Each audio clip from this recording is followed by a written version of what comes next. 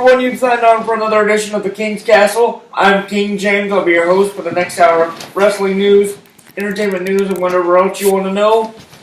And here to join me, as always, is my colleague, the always reliable and rarely shy Mr. Blair Chopin. Blair, good evening. Good evening. So this is our first show of 2017. It is indeed. If you guys didn't see our New Year's show this past Saturday, You're one of the few people who didn't. right? So where you been? But we're glad to be back. Glad to be giving you more craziness in 2017. We're gonna do it up right.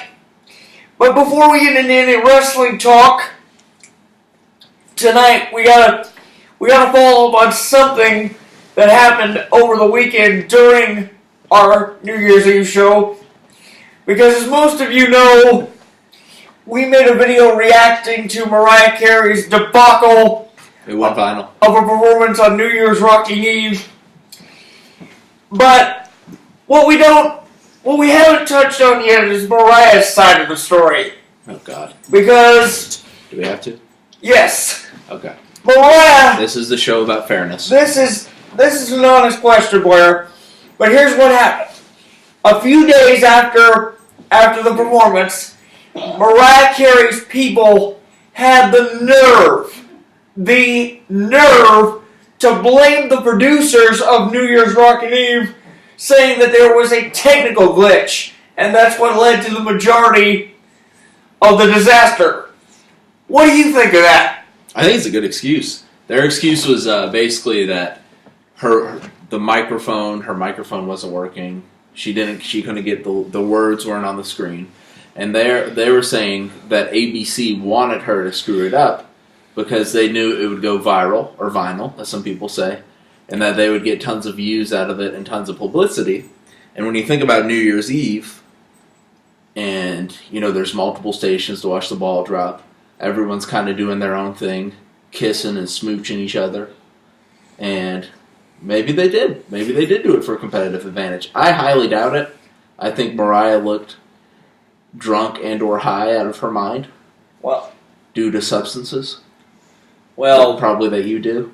So. Hey, wait a minute. I've never done a substance in my life. But here's what I think.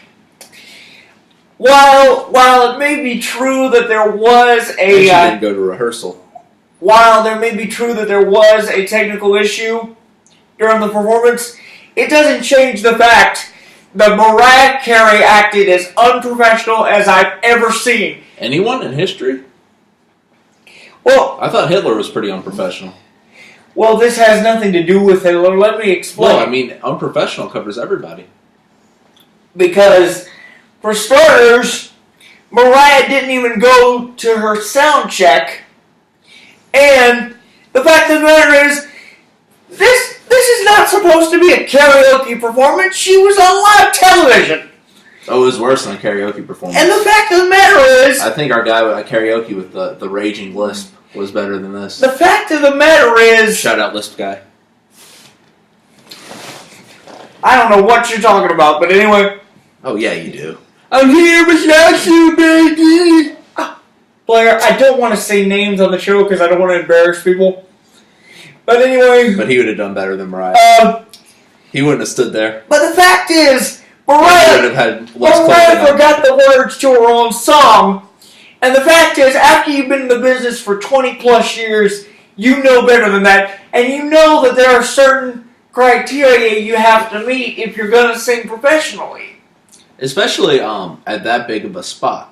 Exactly. On ABC, surrounded by Ryan Seacrest's makeup. There had to be more than 3 million people watching that show at home. That's insane. There had to be 3 million spent on Ryan Seacrest's mascara. So I'm sorry to say this, but Mariah, I don't care how much money you have, you dropped the ball, you failed, and it's time for you to take responsibility for your... Is it really that serious, James? You're very upset. For your lack of professionalism. It's obvious. It was a lack of professionalism. And if you're a Mariah fan, I apologize, but that's the way I feel. Because we've seen that... I thought you were stating facts. We've seen that for years now. Wait, for years? You're saying she's been unprofessional for years? Yeah, because we saw her do the same thing with a performance on Christmas in Rockefeller Center a few years ago.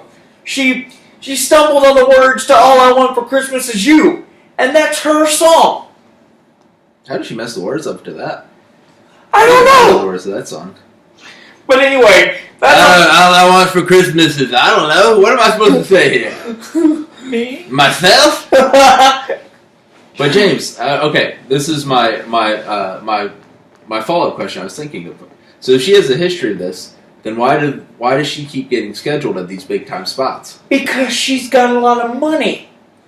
And the networks are willing to pay her a lot of money. Snoop Dogg has a lot of money. And, as cheesy as it sounds, I think it has a lot to do with her looks. Well, I mean, yeah, that could be it. But Djibouti. She does have that booty. Booty for days. But also... Compared to J-Lo? No. Also, she says she doesn't know who J-Lo is. But also, could it be that we should be more sympathetic towards her because she may have a substance abuse problem? Well, because if you're going on stage at New Year's Eve and you're to the point where you're incoherent, should we start to worry? I mean, plenty of performers, don't get me wrong, over the years have performed drunk and high. right. But they've still been able to pull it off for the most part. Right. But, so should we get to the point where we, as good people, solid people, pay our taxes, be worried about Mariah and potentially doing too much of the snorty snort? Well, that depends on if it's proven in the media. Like, if she comes out and says, yeah, I've screwed up, I had a problem, then we'll be sympathetic. But until she has the guts to admit that, no. But until she has the guts to stand up for herself and say that's not true and provide proof. Well, how's she going to prove it? Like, here's a picture of 36... I'll tell you how she can prove it. She can prove it by being professional and attending her own rehearsals. What is she trying to prove? I thought she was trying to prove she had a problem with drugs or alcohol. No, she needs to prove after a shocking performance that she's still as good as people think she is, even after 20 years. Well, wouldn't the assumption be that she's not as good as she used to be anyway, just because she's so much older? Like, as you're older and you're maybe, a singer, but here's the thing. Here's the thing. But I know that doesn't mean compare that to someone like, say, Tony Bennett, a guy who's where did Tony Bennett come from? A guy who's 90 years old, but who still does performances as professional as anybody. Calm down over there, Grandpa. And Dolly Parton, she's 80-some years old. She's still and her she's boobs still a are pro. 25. She's still a pro. She is. She's a great humanitarian too. Exactly. So until Mariah can prove that she can hang, or that she's not got a problem, I don't know what to think. Except this was your fault. You dropped the ball. She did not drop the ball. The ball dropped itself. It's an expression. But hold on. So do you think this is going to be what we in the industry call a come to Jesus moment for Mariah? That she's going to be so shamed publicly. She's got people like you, a media bigwig, calling it the most unprofessional thing to ever happen, which is kind of ridiculous. But do you think it's going to shame her into where she's going to start taking this thing seriously? Now let me just clarify. But here's the problem with that. She's got too many yes people around her. It's not the most unprofessional thing to ever happen, but it is one of the worst professional performances I've ever seen in my 26 years. What about the guy who used to just throw lemons at people or watermelon at people? What was that guy's name? Jeff, do you know who he's talking about? George Carlin. George Carlin. He's a comedian, not a singer. Yeah, but maybe he was the worst performer. He was a hippie. He was a hippie. We like hippies. But anyway. Hey, who's to say we're not all hippies? Right. And for our viewers who don't know, Jeff, could you please explain the acronym for hippie? Happy, intelligent, passionate people into evolving.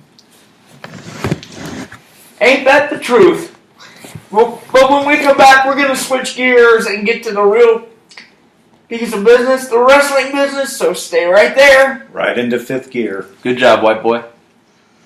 Ooh. Ooh, you gonna cry now? You're gonna make a lot of people I dare you to angry say with that that. at Krispy Kremes. We'll see you later. We'll see you after the break.